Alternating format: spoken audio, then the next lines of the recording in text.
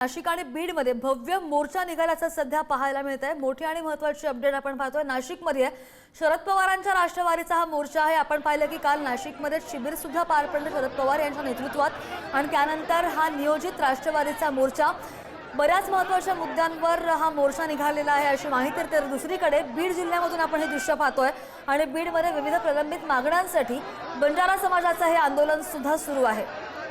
मोठ्या प्रमाणावर हे नागरिक रस्त्यावर उतरल्याचं पाहायला मिळतं। त्यांनी मोठमोठ्या घोषणा द्यायला सुद्धा सुरुवात केलेली आहे आणि आमच्या मोर्चाची दखल घ्यावी अशी मागणी सुद्धा हा बंजारा समाज करताय। दुसरीकडे शरद पवारांच्या राष्ट्रवादीचा मोर्चा सुद्धा पाहायला मिळतोय। हे दृश्य आपण पाहतोय नाशिकमधून। हा नियोजित मोर्चा आहे शरद पवारांच्या राष्ट्रवादीचा आणि अनेक प्रलंबित मुद्द्यांवर, अनेक ज्वलंत मुद्द्यांवर शरद पवारांची राष्ट्रवादी बरीच आक्रमक झाल्याचं पाहायला मिळतंय। या मोर्चामध्ये नाशिकमध्ये शरद पवारांच्या राष्ट्रवादीचे अनेक स्वयंसेवक, समर्थक आणि आंदोलक सुद्धा उपस्थित असल्याचं पाहायला मिळतं।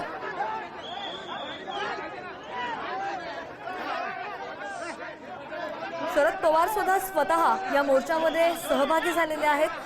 काही संबोधित करतात का याकडे सुद्धा लक्ष असेल। ही ताजी दृश्य आम्ही तुम्हाला दाखवतोय नाशिकमधून। नाशिकमध्ये शरद पवार यांच्या राष्ट्रवादीचा हा मोर्चा निघालेला आहे आणि हा नियोजित मोर्चा होता, कारण की काल सुद्धा जेव्हा शरद पवार नाशिकच्या दौऱ्यावर आले तेव्हा मोठ्या शिबिराचं आयोजन करण्यात आलेलं होतं आणि त्यानंतर आज हा नाशिकमधून संयुक्त मोर्चा, राष्ट्रवादीचा मोर्चा आपण पाहतोय। बरीच जोरदार घोषणाबाजी यावेळी पाहायला मिळते आणि सरकारच्या प्रलंबित मुद्द्यांवर लक्ष वेधण्यासाठी हा मोर्चा काढण्यात आल्याची माहिती।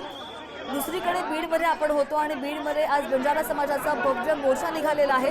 ही सध्याची दृश्य आपण पाहतोय नाशिकमधून आणि स्वतः शरद पवार सुद्धा नाशिकमध्ये उपस्थित आहेत आणि या संदर्भात आपण आणखी तपशील घेऊन आमचे प्रतिनिधी किरण ताजणे आपल्या सोबत आहेत। किरण, बरीच मोठी घोषणाबाजी ऐकू येते या आंदोलनकर्त्यांची।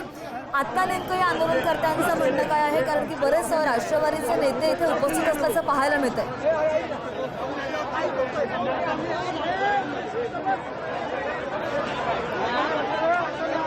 किरण, माझा आवाज होतोय तुमच्यापर्यंत? शरद पवार, तुमचा आवाज येतो माझ्यापर्यंत। शरद पवार या मोर्चामध्ये सहभागी झालेले आहेत। ओपन जीपमध्ये शरद पवार बसलेले आहेत। सोबतच त्या जीपमध्ये जर बघितलं तर या ठिकाणी प्रदेशाध्यक्ष शशिकांत शिंदे, हर्षवर्धन पाटील, त्यासोबतच अनिल देशमुख, जितेंद्र आव्हाड हे देखील या ओपन जीपमध्ये आहेत। ओपन जीपच्या समोरील बाजूला जर बघितलं तर या ठिकाणी कांदे हे पाठीमध्ये ठेवण्यात आलेले आहेत। कांद्याच्या माळा तर या गाडीला लावण्यात आलेल्या आहेत आणि शेतकरी प्रश्नांवरनं स्वतः शरद पवार या मोर्चामध्ये सहभागी झाल्याचं आपल्याला दिसून येत आहे। प्रामुख्याने जर बघितलं तर नाशिकमध्ये हा मोर्चा घेण्याचं ठिकाण म्हणजे मोठ्या प्रमाणात या ठिकाणी जे शेतकरी आहेत, कांदा उत्पादक शेतकरी आहेत, त्या सगळ्यांच्या दृष्टीनं या ठिकाणी हा मोर्चा काढण्यात आलेला आहे। आपण जर बघितलं तर गेल्या अनेक दिवसांपासून या मोर्चाची जोरदार तयारी तर या सगळ्या दरम्यान सुरू होती।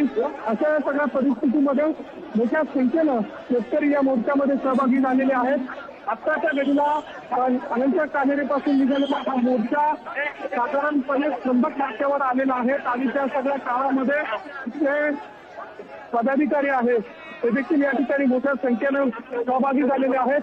आगामी स्थानिक स्वराज्य संस्थांच्या निवडणुकीच्या पार्श्वभूमीवर होत असलेला हा मोर्चा तर कार्यकर्त्यांसाठी, पदाधिकाऱ्यांसाठी उभारी देणार आहे।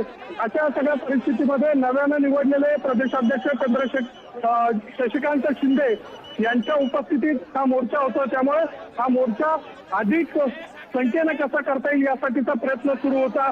मागील काळामध्ये जर बघितलं तर लोकसभेला भरभरून यश खरं तर शरद पवारांच्या राष्ट्रवादीला मिळालेलं होतं, मात्र विधानसभेमध्ये नाशिक जिल्ह्यातून एकही आमदार हा शरद पवारांच्या राष्ट्रवादीला मिळालेला नव्हता। त्यामुळे पुन्हा एकदा या नाशिक जिल्ह्यातून अधिकाधिक स्थानिक स्वराज्य संस्थांमध्ये यश मिळवण्याच्या दृष्टीनं खरं तर हा मोर्चा महत्वाचा ठरणार आहे। त्या निमित्तानं संदेश देण्याचा प्रयत्न खरं तर या सगळ्या काळामध्ये शरद पवारांच्या राष्ट्रवादीचा दिसतोय। अशा सगळ्या परिस्थितीमध्ये आता जर बघितलं तर आगामी काळामध्ये नाशिक महानगरपालिकेची निवडणूक आहे, त्यासोबतच जिल्हा परिषदेच्या देखील निवडणुका आहेत आणि या सगळ्या काळामध्ये ग्रामीण भागामध्ये शरद पवारांच्या राष्ट्रवादीचं असलेलं प्राबल्य बघता या ठिकाणी अधिक वेगानं कसं यश मिळवता येईल या दृष्टीने देखील या मोर्चाकडे पाहिलं जात आहे। त्यामुळे आजच्या दिवशी शेतकऱ्यांच्या साठीचा नाशिकच्या जिल्हाधिकारी कार्यालयावर जो धडक मोर्चा काढला जातोय, आक्रोश मोर्चा काढला जातोय, त्यामध्ये या ठिकाणी शरद पवार स्वतः सहभागी झालेले आहेत. खरं तर या सगळ्या परिस्थितीमध्ये जर बघितलं तर कार्यकर्ते पदाधिकारी हे देखील एका बाजूला सहभागी होत असताना दुसरीकडे खासदार सुप्रिया सुळे, रोहित पवार, प्रदेशाध्यक्ष शशिकांत शिंदे, त्यासोबतच जितेंद्र आव्हाड, रोहित पवार हे सगळे नेते या मोर्चामध्ये सहभागी झालेले आहेत. महिला देखील मोठ्या संख्येनं या मोर्चामध्ये सहभागी झालेल्या आहेत आणि आता हा मोर्चा हळूहळू पुढे सीबीएस सिग्नल आणि त्यानंतर जिल्हाधिकारी कार्यालयावर या ठिकाणी खरतर धडकणार आहे. त्या ठिकाणी मोर्चाची सांगता होत असताना त्याचं सभेत रूपांतर होणार आहे आणि स्वतः शरद पवार या मोर्चामध्ये सहभागी होणार आहे. आपण जर बघितलं तर सकाळपासूनच ग्रामीण भागातून अनेक शेतकरी असतील किंवा विविध जे भागातले जे पदाधिकारी असतील ते नाशिकच्या अनंत कानडे मैदान परिसरामध्ये दाखल झालेले होते आणि आता सध्याच्या घडीला या मोर्चामध्ये ते सहभागी होऊन आता हा पुढे मोर्चा जिल्हाधिकारी कार्यालयाच्या दिशेनं जातोय.